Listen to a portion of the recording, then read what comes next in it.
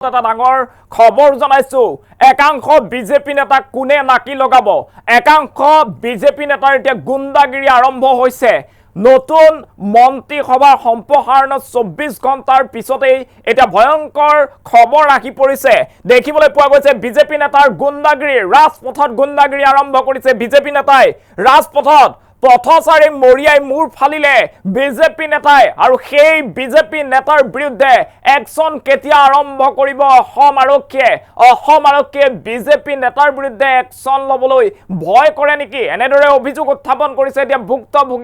ভুক্তভোগীয়ে উল্লেখ কৰিছে যে অসম আৰক্ষীয়ে এতিয়ালৈকে কোনো একশন আৰম্ভ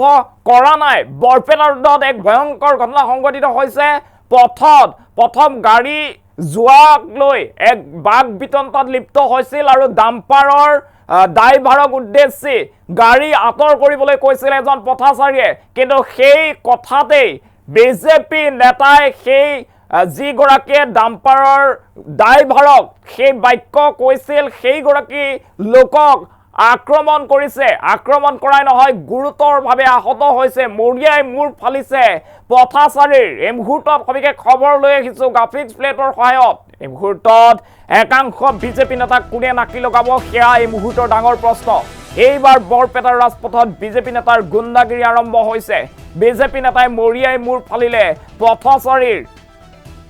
আৰু গোবৰ্ধনা বিজেপিৰ মণ্ডল সভাপতি সুজিত চৰকাৰক আক্ৰমণত আহত হৈছে এজন পথচাৰী সমগ্ৰ ঘটনা সম্পৰ্কে বৰপেটা ৰোড থানাত এজাহাৰ দাখিল কৰিছে ভুক্তভোগীয়ে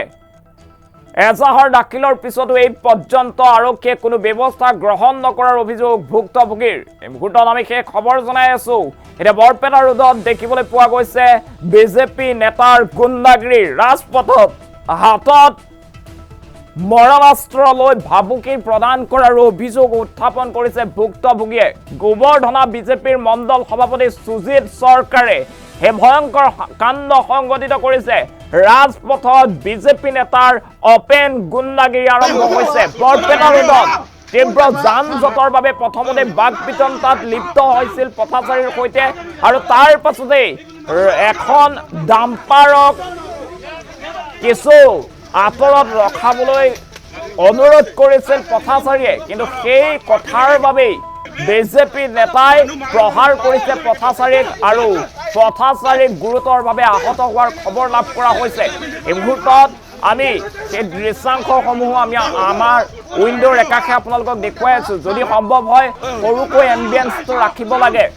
আৰু এইগৰাকী বিজেপি নেতাই পথচাৰীক আক্ৰমণ কৰাই নহয় অশ্লীল বাক্য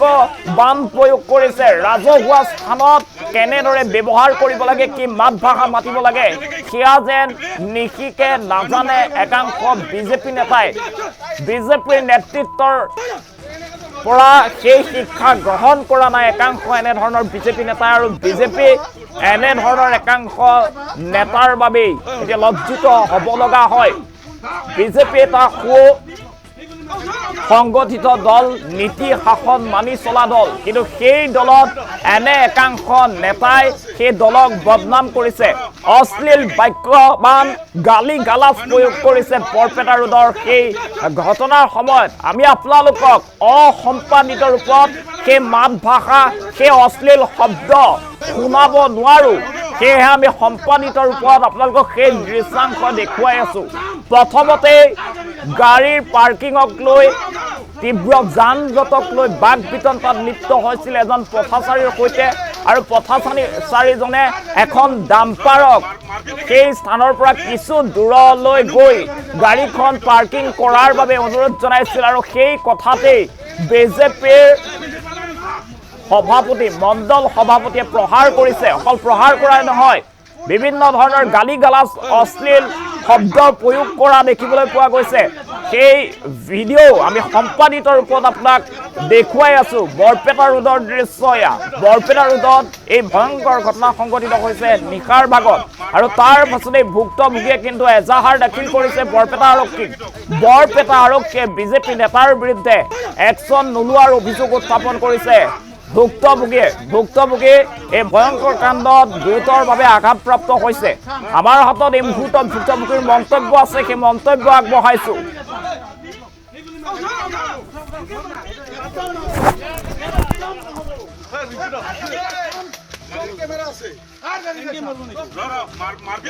পাৰ হৈ যাব নোৱাৰাত মই ডাম্পাৰৰ ড্ৰাইভাৰ এজনক ক'ব ধৰিলো, ইমান জেগা আছে, ইমানে চাইড কৰি আগবাঢ়ি নাযায় কিয়, মোৰ গাড়ীখন মই লৈ যাব পাৰো যেন। তেতিয়া সেই সময়তে মোক এজন ল'ৰাই খেদি আহি তেওঁৰ হাতত সেই আছিল মনা অস্ত্ৰ আছিল, পিষ্টল আছিল, পিষ্টলৰ বাটটোৰে নালটোৰে মোক ইয়াত মাৰে আৰু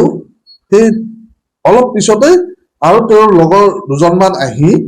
মোৰ পিছমূৰত কিবাহেৰে মাৰে, ৰড নে বটল মই গম নাপালো। তো সেই মাৰাৰ লগে লগে মোৰ কনচিয়াছনেছ হেৰাই গ'ল, মই পৰি গ'লো তাত। পিছত মই হোচাহাট হস্পিটেলত যাই হোচাহাট গম পালো যে সেইজন মোক মাৰা মানুহজন আছিল সুজিত চৰকাৰ, তেওঁ বিজেপিৰ নেতা হয়। ইয়াত পিষ্টলেৰে মাৰিছে আৰু ইয়াত ৰড নে বটলেৰে মাৰিছে, মই গম আৰু টেপা বুলি কয় তেওঁক এনে সকলোৱে। কাৰণটো মই গম নাপালো ঠিককৈ, ৰাস্তাটো মুকলি কৰি দিব কৈছিলো খালি, যাতে মোৰ গাড়ীখন পাৰ হৈ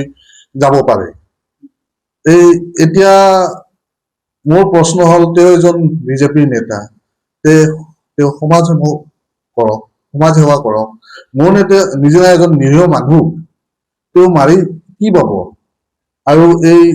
ৰাজপথত খোলাভাৱে মৰা অস্ত্ৰ লৈ ঘূৰি থকাটো, ময়ো ডিফেন্সত কাম কৰিছিলো, মই জানো